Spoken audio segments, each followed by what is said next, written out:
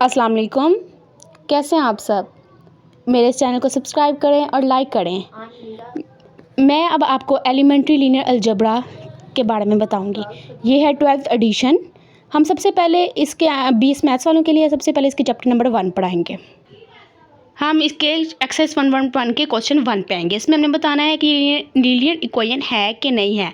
ठीक है, सबसे पहले हमने बताना है कि ये देखें, लीनियर इक्वेशन का मतलब है कि x1 x2 x3 क्वेश्चन में क्या कि उसके मुताबिक बताना है कि लीनियर इक्वेशन है कि नहीं है।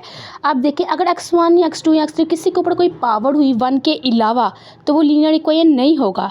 इसके ऊपर देखिए सिर्फ 1 है, अगर 1 के अलावा कुछ होता तो लीनियर इक्वेशन नहीं था, लेकिन ये लीनियर इक्वेशन है क्योंकि इनके ऊपर कोई पावर नहीं है। अब आते हैं इसके नेक्स्ट पार्ट की तरफ।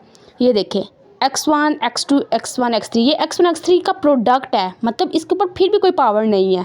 ठीक है, ये लीनियर इक्वेशन ये भी है। अब आते हैं हम इसके नेक्स्ट पार्ट के ऊपर। ये देखें, इनके ऊपर भी कोई जो सा है पावर नहीं है, ना 2 है ना 3 है, कोई माइनस की भी नहीं, ना फ्रैक्शन की, मतलब ये भी लीनियर इक्वेशन है। अब आते हैं हम इसके नेक्स्ट पार्ट की तरफ।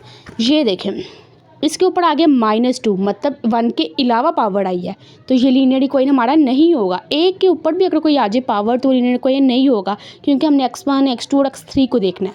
अब आते हैं नेक्स्ट पार्ट की तरफ, ई पार्ट वाला। इसके ऊपर भी पावर है, मतलब ये भी लीनियर इक्वेशन नहीं है। और एफ पार्ट पे आते हैं। ये देखिए, x1 के साथ पाई है, इसके ऊपर पावर नहीं है, मतलब ये लीनियर इक्वेशन है। अब क्वेश्चन नंबर 2 की तरफ आते हैं हम। इसमें भी हमने यही बताना है कि ये लीनियर इक्वेशन है कि नहीं है, पर इसमें हमने x और y को देखना। उधर x1 x2 x3 को देखना था, इधर हमने x और y को देखना है। ठीक है, अब आते हैं इसके हम फर्स्ट पार्ट की तरफ। ये देखें, ये पावर 2 1 2 3 इनके साथ है, x और y के साथ नहीं है, मतलब कि ये लीनियर इक्वेशन है। अब आते हैं इसके बी पार्ट की तरफ। ये देखें, इसके x के ऊपर पावर है और y के ऊपर भी है। 1 अंडर रूट की पावर क्या होती है, y की y 1/2, मतलब इसके ऊपर भी पावर है और इसके ऊपर पावर है, मतलब ये लीनियर इक्वेशन नहीं है। अब आते हैं हम इसके सी पार्ट की तरफ।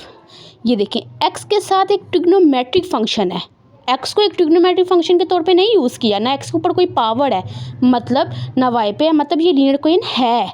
ठीक है, अब आते हैं हम डी पार्ट की तरफ। ये देखें, इधर x को एक ट्रिग्नोमेट्रिक फंक्शन के तौर पे यूज़ किया है, इधर नहीं था यूज़ किया, क्योंकि कोस के साथ एंगल दिया था, x एक अलहदा था।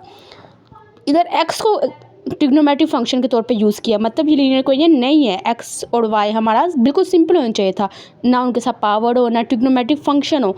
अब ये ट्रिग्नोमेट्रिक फंक्शन के तौर पे यूज़ हुआ है, मतलब लीनियर इक्वेशन नहीं है। अब आते हैं हम इसके नेक्स्ट पार्ट की तरफ। xy = 1, अब ये दोनों का प्रोडक्ट हो रहा है और हमने इन्हीं दोनों को देखना है, मतलब कि ये हमारी लीनियर इक्वेशन नहीं है। अब आते हैं हम इसके एफ पार्ट की तरफ। ये देखें, ना y के ऊपर कोई पावर है ना x के ऊपर, मतलब कि ये भी लीनियर इक्वेशन है।